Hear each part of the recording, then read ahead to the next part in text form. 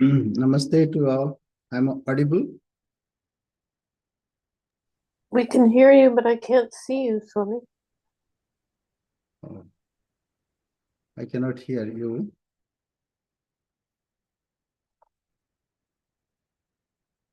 Chinmay, I'm audible. Yes, Swami.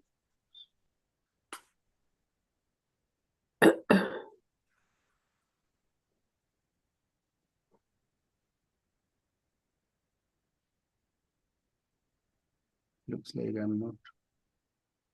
Can she hear you? I don't know. I'm not hearing. Oh.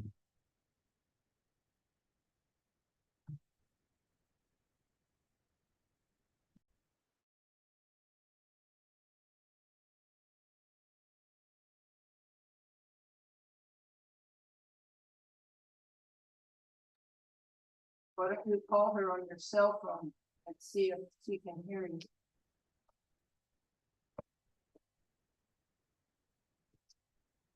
Yeah, it's text me if I am audible.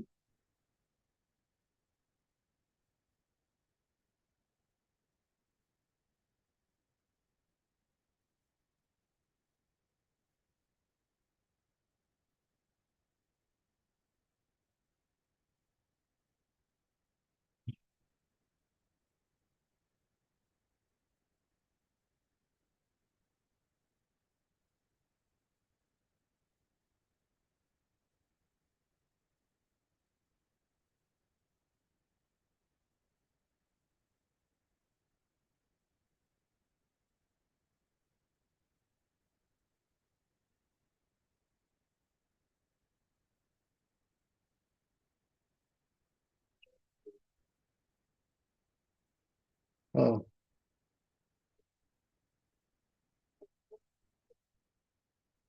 Okay. Okay.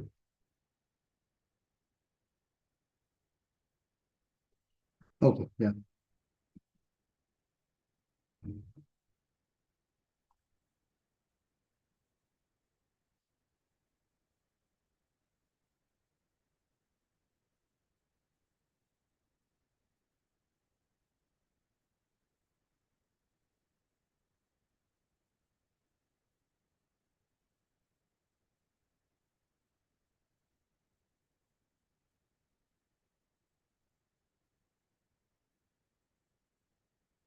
Okay, there is a problem. So we'll go ahead without picture, but I think everybody is listening. So we'll start with our prayer. Shri Gurubhyo Namaha Harihi Om. Sahana Vavatu Sahano Bhunaktu Sahaviryam Karvavahai Tejasvinavadhitamastu ma vidvishavahai. Om Shanti Shanti Shanti Harihi Om. Asato ma sadgamaya tamaso ma jyotirgamaya mrityurma amritam gamaya Aviravirmayeti. Om Shanti Shanti Shanti Harihi Om.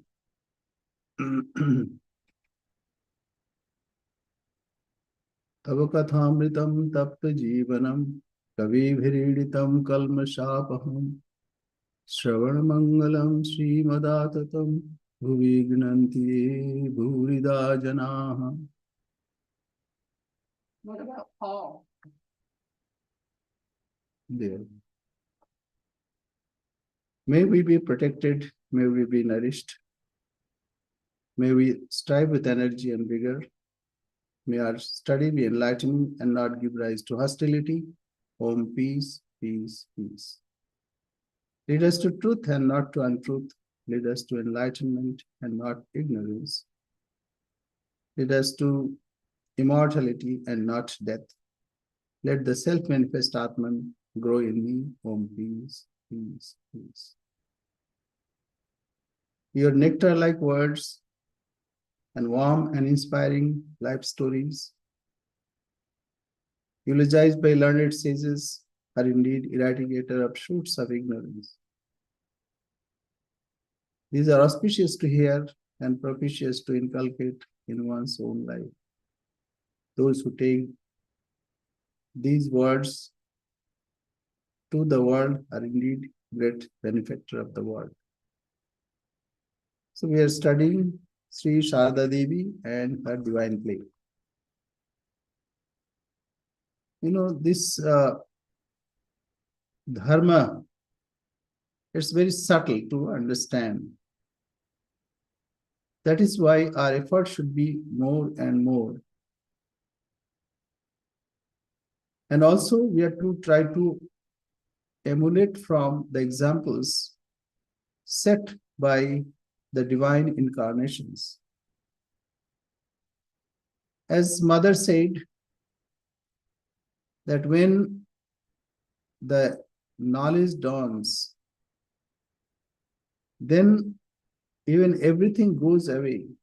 Only one thing exists, that Mother alone is real. The Divine Mother alone is real. She is calling as Divine Mother, but some other may call in a different name. As Sri Ramakrishna would say, that the attitude to a mother as a child is the last word of sadhana. Sadhana means effort. So this motherhood was depicted in Sarada Devi, in the life of Sri Sarada Devi. And it is palpable. Once her Holy Mother said that, this time Sri Ramakrishna had attitude to all the devotees as mother. So to develop that idea, he has left me behind. So that this attitude is fully developed. So it is the grace of Divine Mother that we find motherhood is depicted in her life. Nowadays, there is another trend, it is called women live. But what is that liberation? Is it freedom of behavior? Marrying whatever, wherever, and with whom, whatever one thinks fit? Or like unruly behavior? That is why it is the duty of an incarnation to show what should be the relationship with one's progeny and what the ideal aspect that should be depicted in the lives of an incarnation. So, mother is the center of our family. Mother brings us to this world. Mother nourishes. And mother is respected most. That should not be sacrificed in the name of women's lib. They are actually liberal all the time and liberated all the time. It is misnomer. Yes, sometimes it is there that man is unruly and it wants to exert its ego. But in general, mother is the ruler of this world. And that is why we see motherhood is depicted in the life of Holy Mother Sri Sarada Devi. So with this few words of introduction, let us go forward. And we are seeing this. And another thing can be noted, that whenever we read her life, we are uplifted. It is because the sattva is increased. Within us, there are three qualities, not qualities, three forces are working: sattva, rajas, and tamas.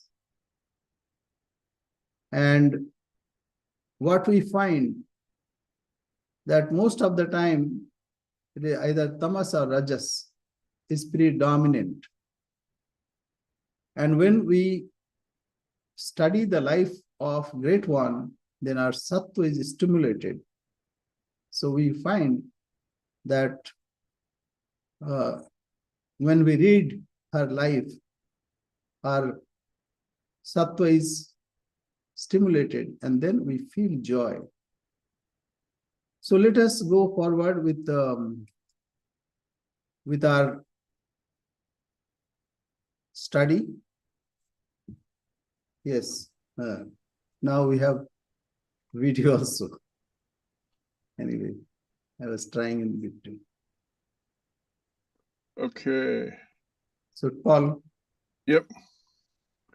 So we are on page 179, a visit to Antpur. Matanjani, Premananda's mother, asked Holy Mother if she would be interested in visiting her country home in Antpur. Holy Mother agreed. The devotees were excited to go with her to Antpur, and they planned to go to Kamarpukur with her as well.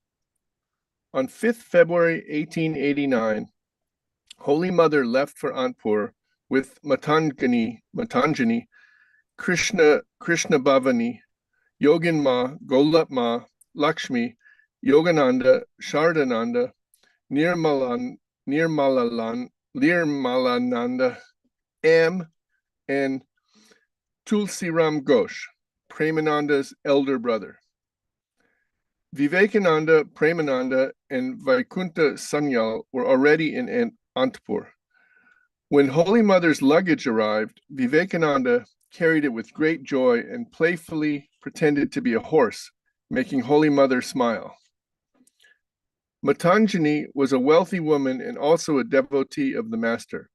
She and her sons were delighted to be in the company of Holy Mother and the Master's disciples. It was a truly festive occasion.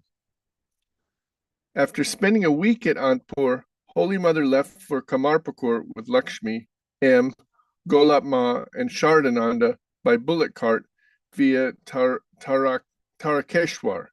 After staying for 3 days in Kamarpukur, the party returned to Calcutta, leaving Holy Mother there. Holy Mother returns to Belur. In February 1890, Holy Mother returned to Calcutta, and the devotees rented Raju Gomasta's house at Belur for her. The house was on the bank of the Ganges, which made Holy Mother very happy. Holy Mother went to M's house at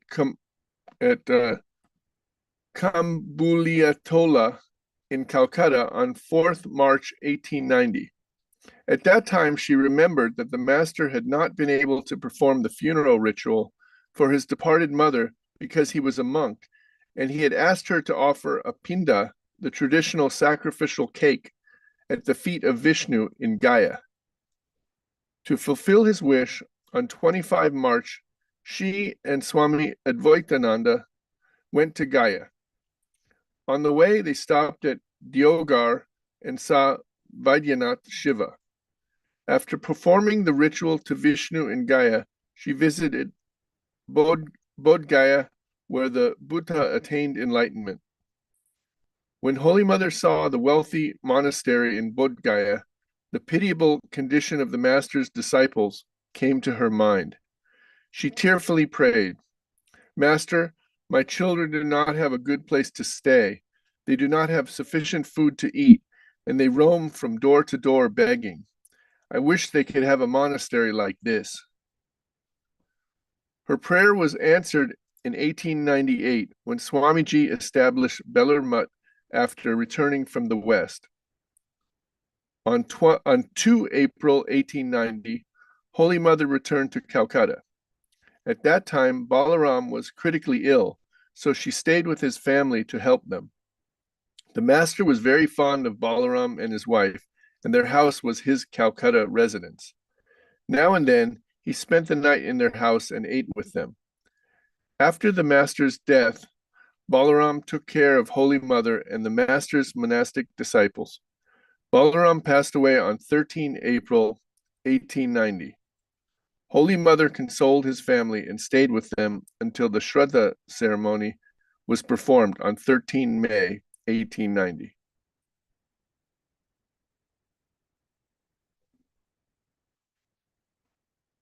Keep going.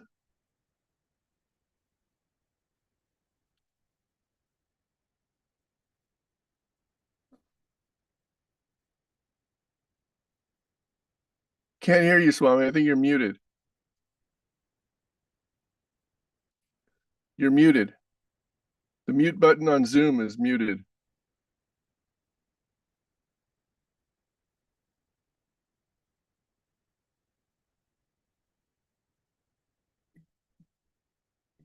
Can't hear you.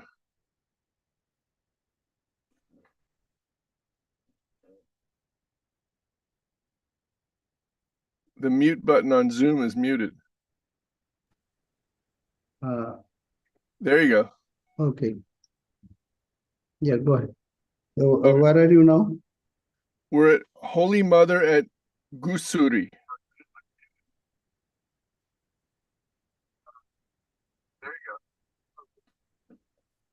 So, like, some repetitions are happening. Just a minute. Just a minute.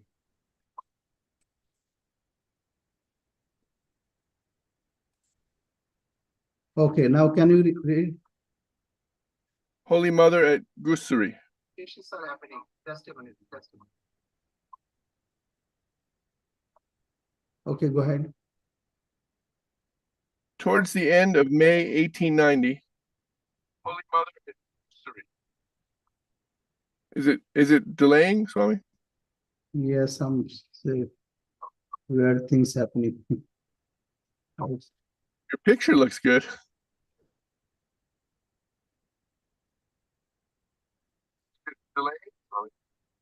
Just a minute. Okay, now can you? Yes, go Towards ahead. the end of May 1890. Yes, good. Go ahead. Should I just continue? Yes. Holy Mother moved to a rented house in Gusuri, which is situated between Salkia and Belur. The house was on the western bank of the Ganges and near a cremation ground. Yogin Ma, Golap Ma, Swami Yogananda, and Swami Trigunatitananda stayed with her.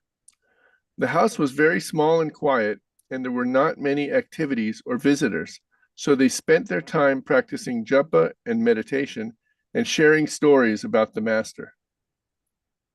Yeah, so first, Holy Mother's prayer after returning from the Bodh Gaya, and at the time when she was in Bodh Gaya, she prayed to Thakur because she saw there that monks are living in a better way, whereas Mahapurush Maharaj, then Shardananda Maharaj, they had very small,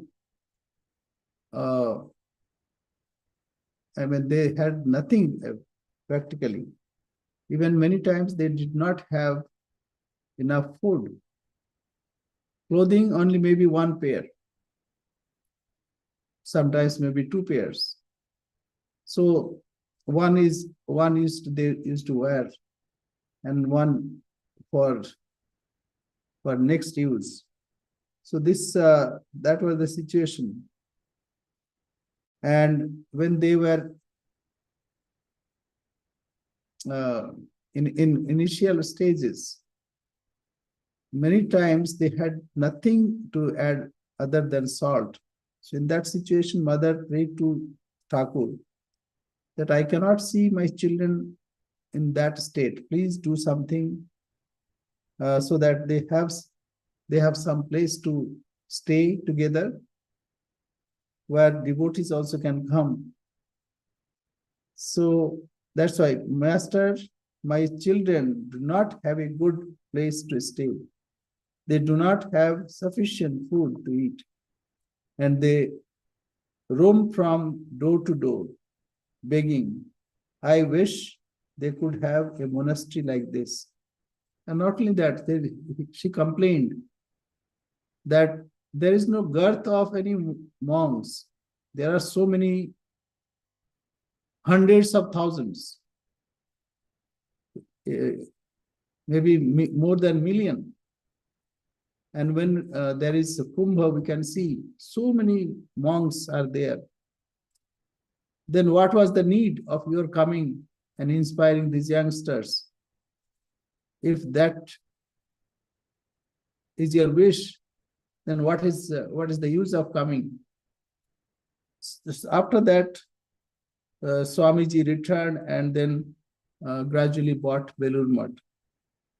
And now that difficult situation is no more. And then Ghushudi is near Belur Math, bit south of Belur Math. So their mother stayed. Yes, go ahead. Okay. Let's see. Yes. One day, Golap Ma talked about the master's love for Balaram. She recalled how the master had passed nights in Calcutta at Balaram's house, enjoyed his food, and danced in ecstasy in his parlor during kirtan. Then Holy Mother recalled a vision that Ramakrishna had. The master saw Balaram wearing a turban and standing by the image of Kali with folded hands. Balaram always remained with folded hands in front of the master. He did not bow down to the master and touch his feet. Knowing what was in his mind, the master would ask, Balaram, this foot is itching. Could you rub it gently? Immediately, Balaram would send for Naren, Rakhal, or anyone nearby and ask him to massage the master's feet. Then Golap Ma explained why Balaram would not touch the master's feet. The master remained always in an ecstatic mood and sometimes in samadhi. At that time, if any impure person entered his room, he would groan like a person groans in pain during a nightmare. Then Ramlal, Latu, Naren, Rakhal, Balaram, or whoever was there in his room would say, "Let us all go and sit outside. The master is feeling discomfort." When everyone was outside, the groaning would stop. Although Balaram was a humble and pure Vaishnava devotee, he did not want to risk causing the master discomfort by his touch. You see, another thing, devotees are wonderful. Balaram came from an aristocrat family. They had a big jamindari in Odisha. And his brother used to manage that. But he came to Calcutta to live close to Sri Ramakrishna. But he had another idea why he did not touch. Because whenever one touches a great one, he absorbs all his sins, all his bad karma. So that is why he was extra cautious not to transfer his bad karma to Sri Ramakrishna. And he saw that how Sri Ramakrishna would suffer if someone unholy touched him. So that is why he was careful. It is not that because he came from an aristocrat family that he avoided serving Guru Maharaj. He was humble all the time. Always the doors of Balaram's house was open to Sri Ramakrishna. After Dakshineshwar, it is the second place where Sri Ramakrishna went more than 100 times. Nowhere else Sri Ramakrishna went like that. And he used to call that Balaram's food Anna is very pure. And Balaram's house is my Baitakhana. Baitakhana means parlor house. So this way, Sri Ramakrishna also adored him, and he was one of the suppliers. Suppliers means all the needs of Sri Ramakrishna would be given by Balaram. Sri Ramakrishna prayed to the Divine Mother, "Oh Mother, I cannot do anything, but many devotees will come. Who will support me?" Then first came Balaram. So he was one of the suppliers, but he was very careful about not to pass on his bad karma to Sri Ramakrishna. That is why he did not touch. Yes, go ahead. One evening, a baul, a minstrel, was passing through the street singing this song. "Have you seen my Nimai going through this street? His body complexion is golden and he is walking with a monk."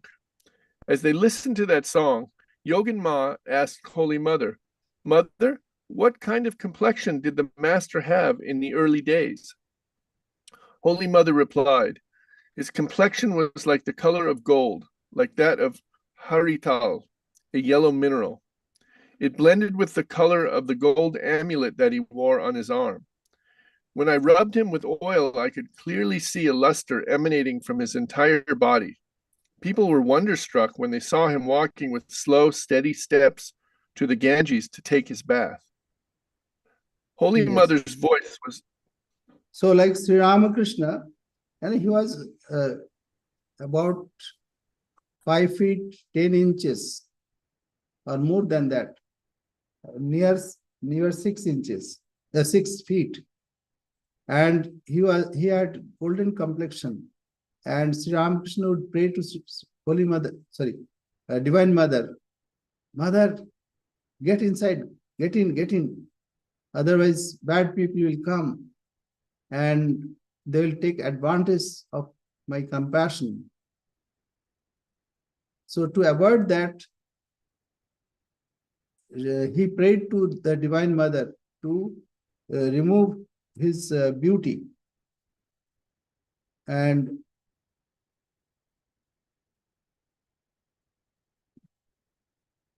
so this baul, I wanted to talk about baul.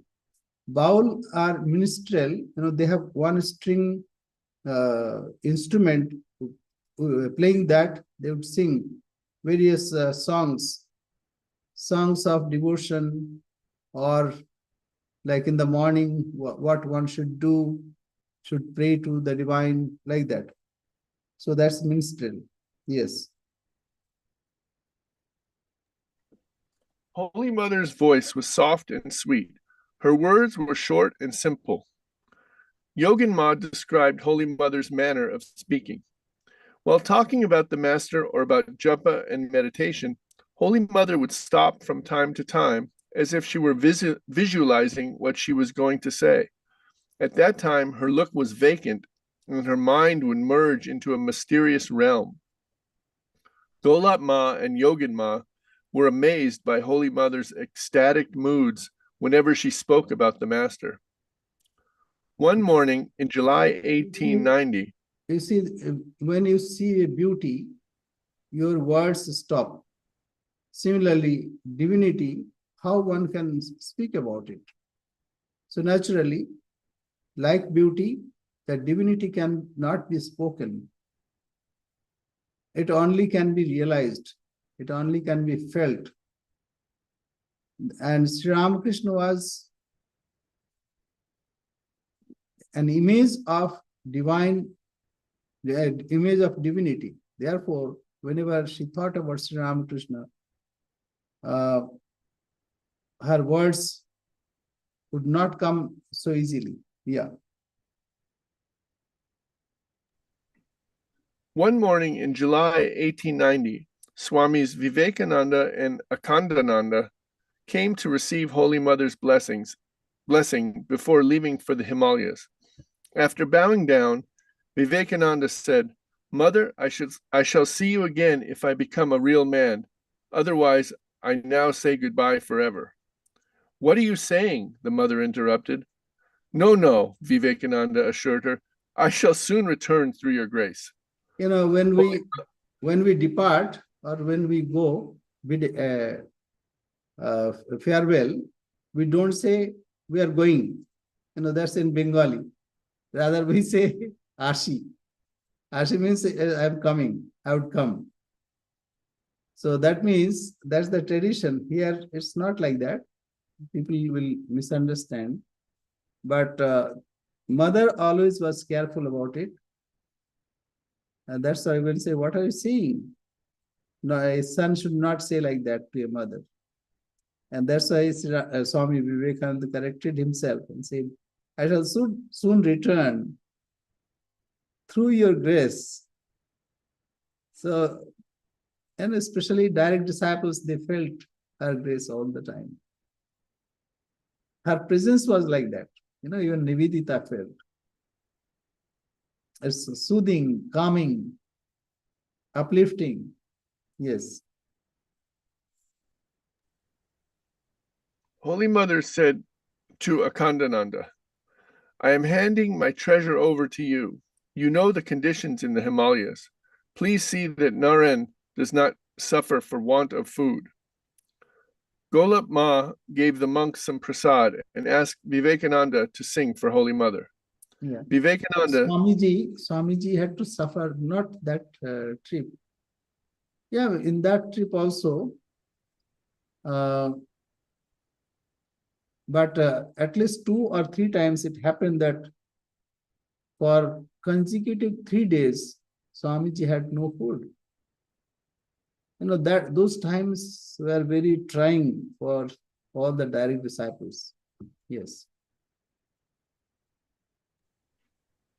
Vivekananda sang this song. I have made thee, O Lord, the pole star of my life. No more shall I lose my way on the world's trackless sea. Wherever I wander here, thy brilliance shines undimmed. With thy serene and gracious light, thou drivest all the tears out of my troubled soul. Then he sang a song from a play by Girish Ghosh called Vilma Villamangal. And the Mangal. previous one is from Brahma Sangeet.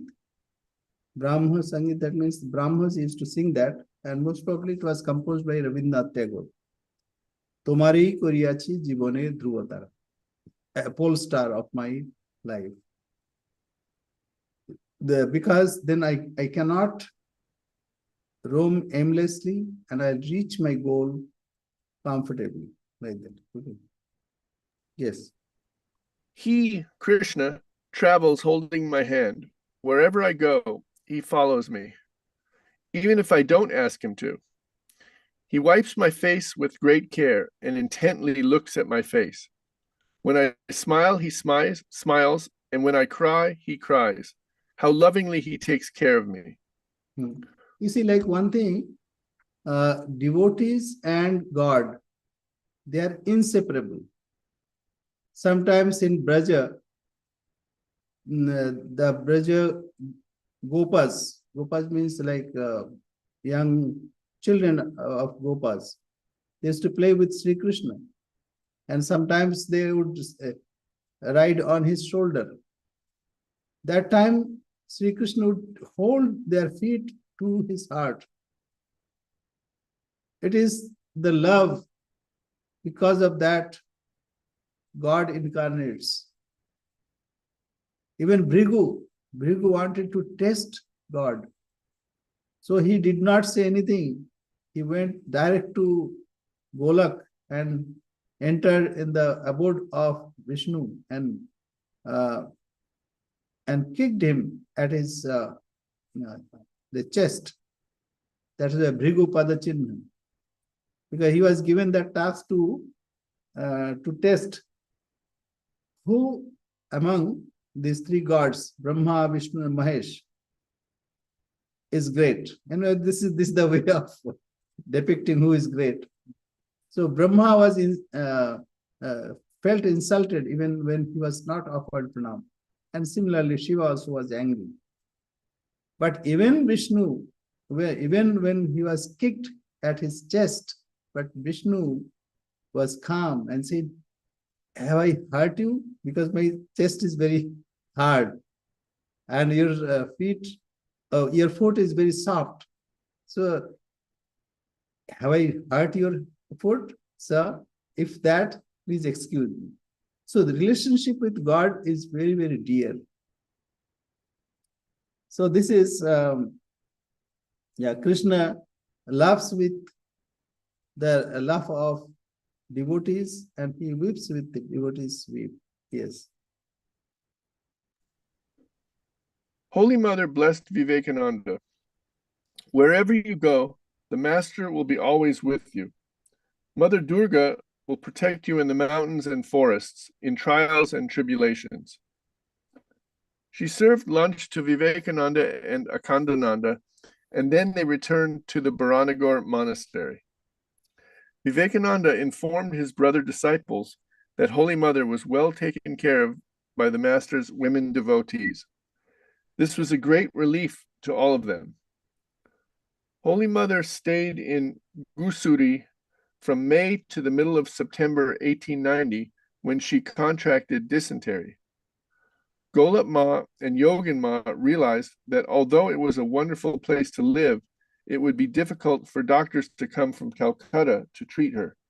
Golap Ma wrote to her son-in-law, Raja Surindra Mohan Thakur, and asked him to find a place in Calcutta for Holy Mother. Yeah, Surindra Mohan Thakur was a Jamindar and he was son-in-law of Golap Ma. If you read the Gospel of Sri Ramakrishna, there the incident was recorded. So anyway, yeah, he replied that yes. Go ahead. He replied that he had a vacant rental property in Bharanagor, and she and Holy Mother could live there rent-free for an indefinite period. In the third week of September, Holy Mother moved to Bharanagor with Golap Ma, Yogin Ma, Yogananda, and Trigunatītananda. A doctor was engaged, and Holy Mother soon recovered. She then stayed with Balaram's family until Durga Puja. Yeah. Go ahead. Holy Mother in Jairambati. Baranagar is just across the Ganga. Say Belur Math, across the Ganga is Baranagar, where the first monastery also was started after the passing away of the master. Yes. Holy Mother left Balaram's home in October 1890 for Jairambati, where she lived until July 1893. She was fond of Jairambati because she could move about freely among her neighbors without wearing a veil. In Calcutta, she wore a veil most of the time when she was with male devotees and disciples of the Master. She lived like a caged bird in the houses of her devotees, where she followed all the formalities and always had to be mindful of what she did and said. She did not have much freedom. In Jairambati, where she was born and brought up, she felt relaxed.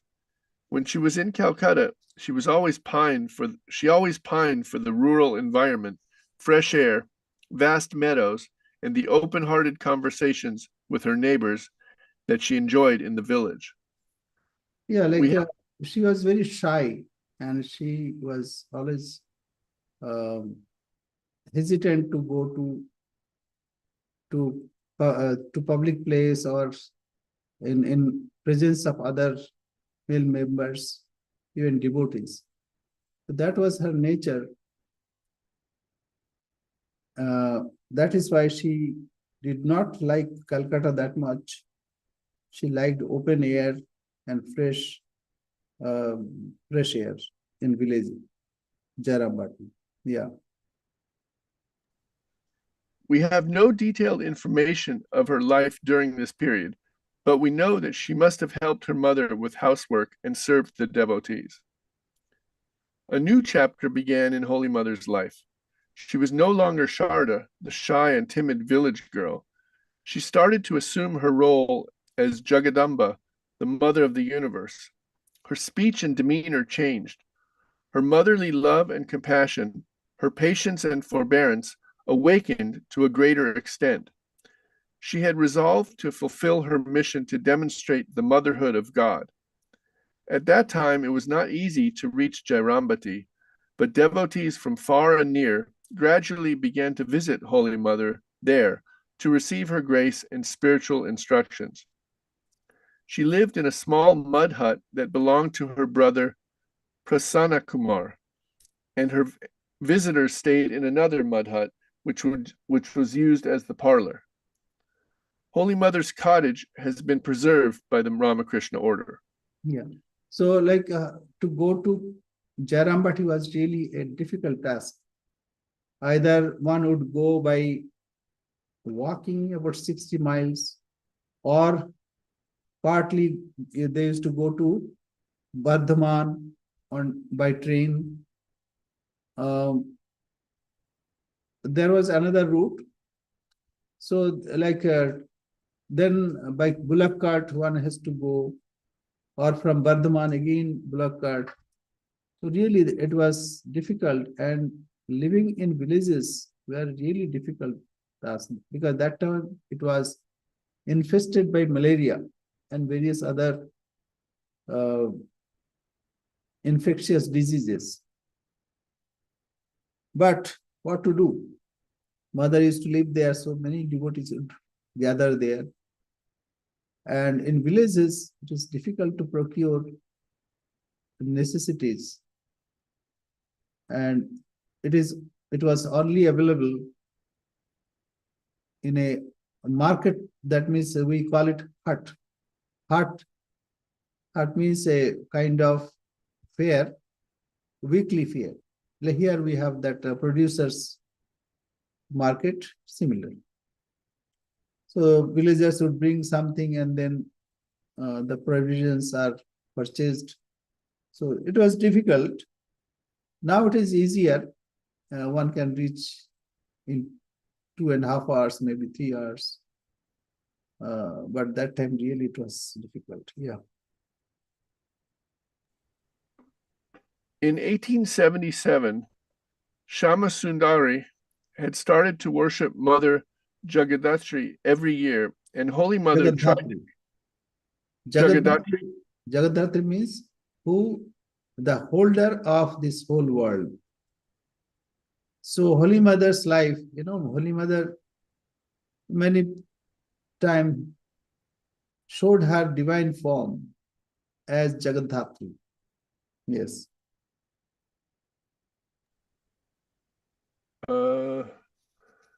During Jagadhatri Puja on 10 November 1891, Swami Sharadananda, Haramohan Mitra, Vaikunta Nat Sanyal, Kali Krishna, later Swami Virajananda, Yogin Ma, and Golap Ma went to Jairambati. Virajananda left a wonderful account of Holy Mother's life there. How happy the mother felt at our arrival. She seemed to be utterly at a loss as to how she could make us comfortable. All that she did ceaselessly for our entertainment from dawn to night did not appear to her sufficient. She herself cooked both morning and evening. What a variety of dishes, and how delicious they were. There was something ethereal about that taste.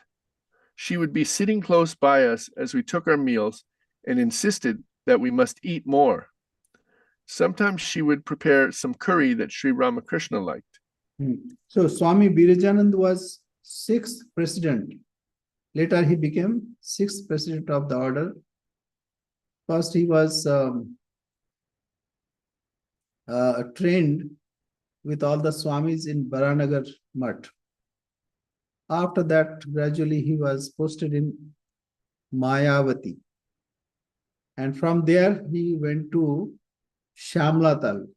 Now, these are 2 centers in Himalayas. He started Shamlatal. Shamlatal is near Tanakpur, It's a near foothill of Himalaya, about 4,000 feet high or so. So Virajanand was very erudite. He composed a hymn on Sri Ramakrishna, and he was Brahmagyan. So he wrote this account. Yes. Swami, Yes. was Swami Virajananda, do I remember correctly, he was a favorite of Swami Vivekananda? Correct. When Swami Vivekananda visited Mayavati, he was the guide, and he got scolding from Swamiji also, but later Swamiji could understand that he was innocent. From Kathgodam, he hired many coolies, and they stayed at Mornala. And after that, he said that not to stop the coolies, they should go forward. But they requested Swamiji, and Swamiji was compassionate, seeing their difficulties. So Swamiji said, okay, you take a smoke here. And when they stopped there, midway, then they could not, they did not start the travel again. And then Virajananda had to organize the whole food, etc., and place to stay. And that annoyed Swamiji. It is because of Swamiji they were allowed to rest. Anyway, later Swamiji could understand. So he was really perfectionist, Virajanandji Maharaj. He was initiated by Holy Mother, though trained under Swamiji. That is why people think that he was initiated disciple of Swami Vivekananda. But in fact, he was initiated by Holy Mother. Yes. Okay.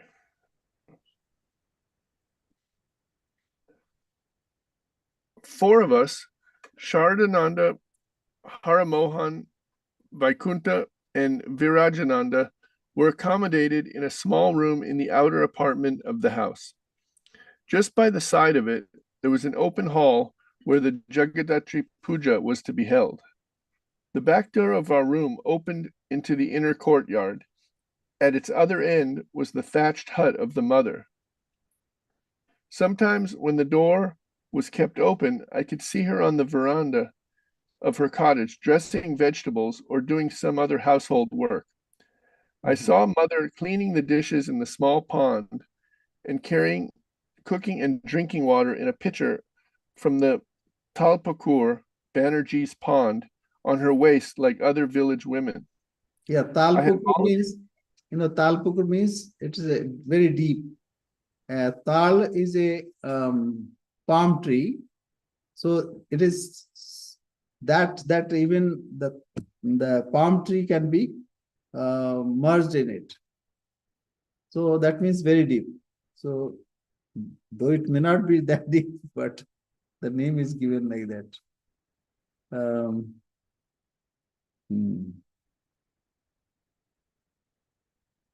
Yeah, it's like how mother dressed vegetables and cooked, etc. That's there. Yeah, go ahead. I had voluntarily taken up the task of plucking flowers and bell leaves for the puja from the interior of the village and from the bushes and trees on the river. As I was very young, the mother did not maintain her usual bashfulness in my presence. Hence, it became my duty to run errands for Sharat Maharaj, Shardananda, and elderly devotees. In that connection, I had to go to the inner apartments to bring this and that. This was for me a great blessing, since I got the opportunity to see Holy Mother several times a day. We used to call Holy Mother's mother Didima, grandmother. She was a very simple and sweet-natured woman.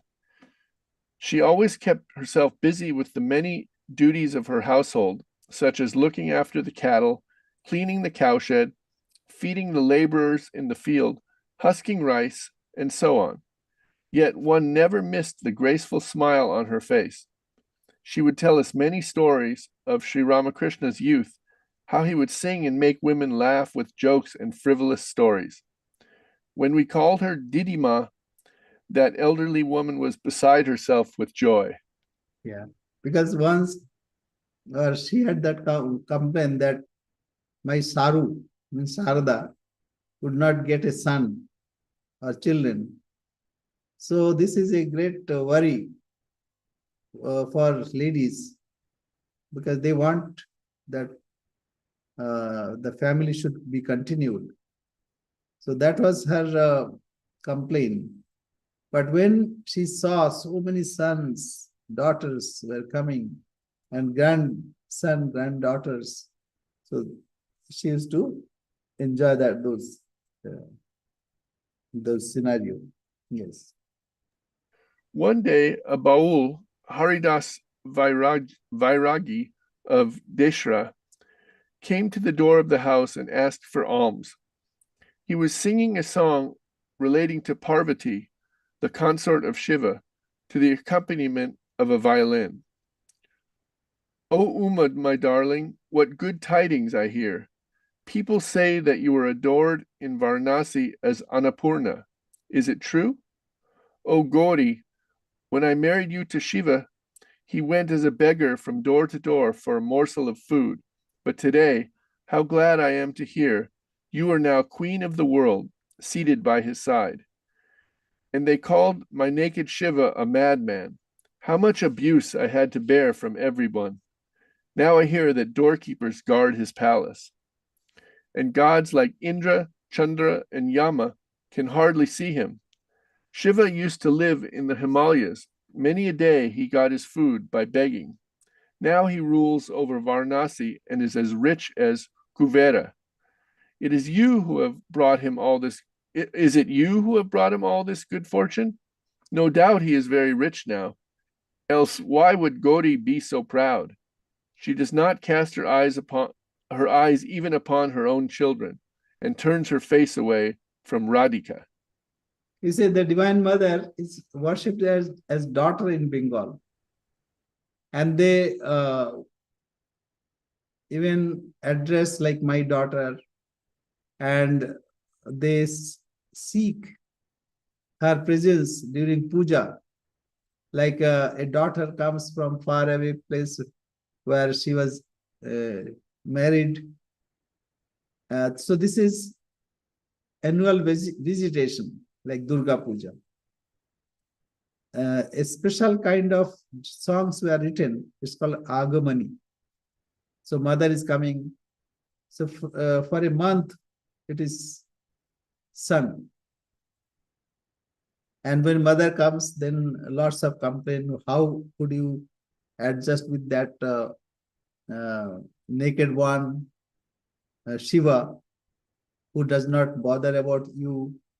Even you have to live like him, like that. So it's a very close relationship with Mother Durga.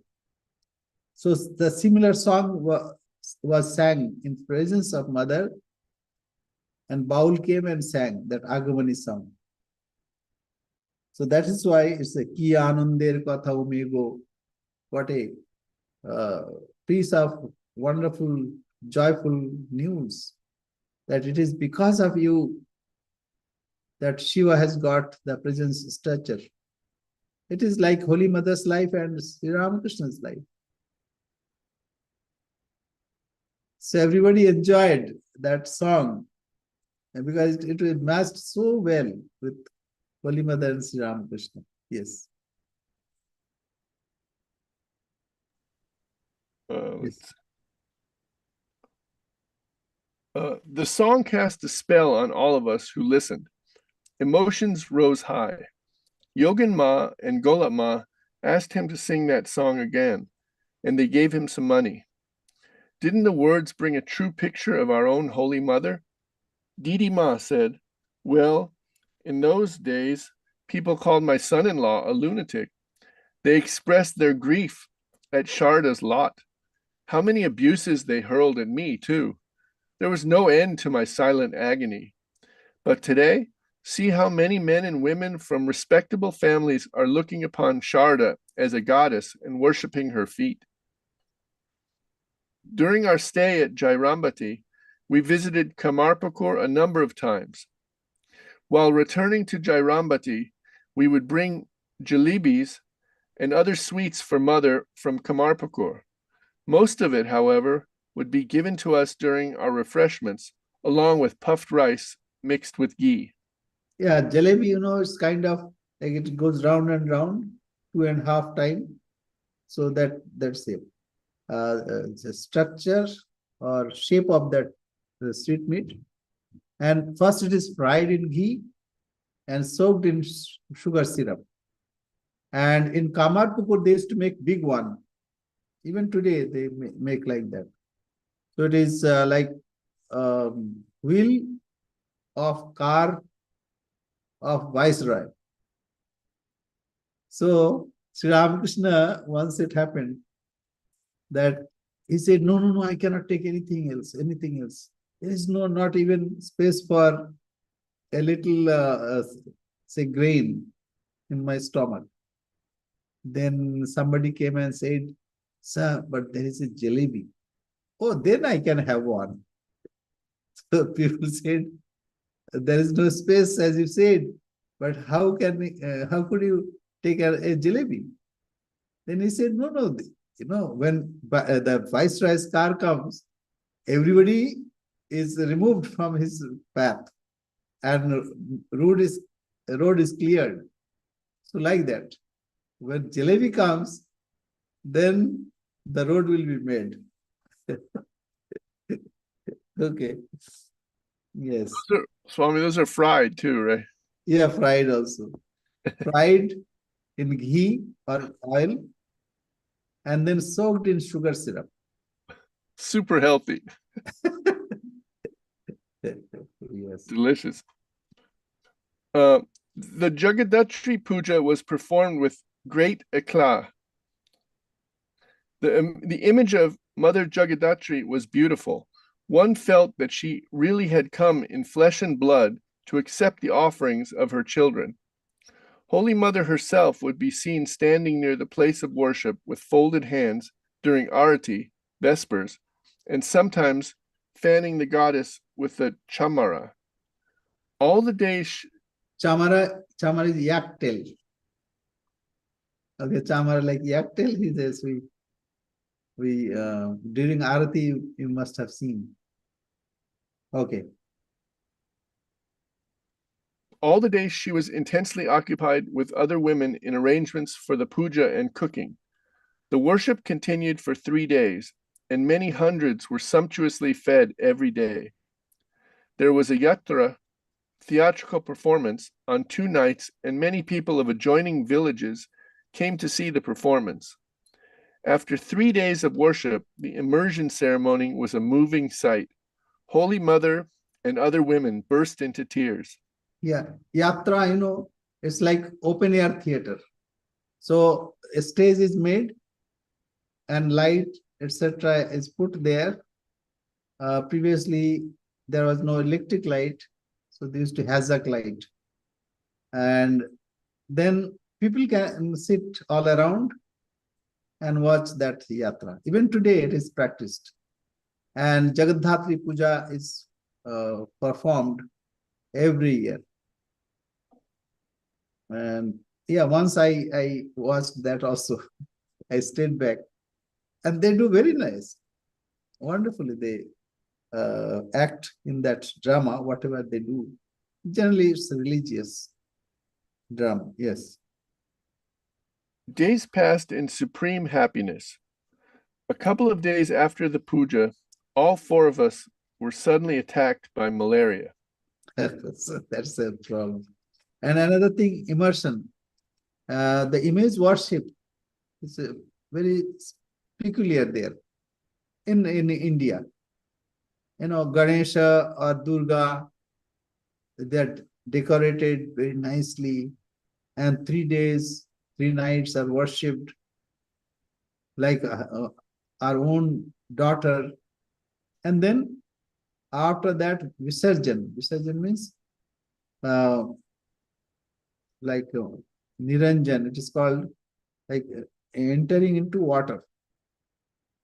Immersion of the physical body. So that means Hindus do not worship any statue. They invoke divinity in the form, whatever form they may be made up of, like mud or wood or even ghata. After that period, it is even it is merged. It's like body. We don't worship body. We worship the person. Similarly, we worship the divine, not the external form. External form also we adore, but that is not the objective. Even Jagannath Mahaprabhu, the image is changed after 12 years. Ganesh Utsav, after worshipping for a few days, then it is merged in a water body. So similar, that was that. Yes. Swami, is it time? Or time, yes. We'll stop here. Sorry in the beginning because of some problems I faced. But now it is okay. Okay, we'll say our prayer. Om Purnamada Purnamidam Purnat Purnamudachyate Purnasya Purnamadaya Purnamevavashishyate. Om Shanti Shanti Shanti. Hari Om Tat Sat. Sri Ramakrishna Arpanamastu. Thank you very much. Thank you all. Thank you for forbearing. Pranam Maharaj. Namaskar. प्रणाम Swami ji. Namaste Arora ji. Namaste. Namaste, Swami. Namaste for you. Namaste Linda. Namaste Tom. Pranams Maharaj. And namaste Sister.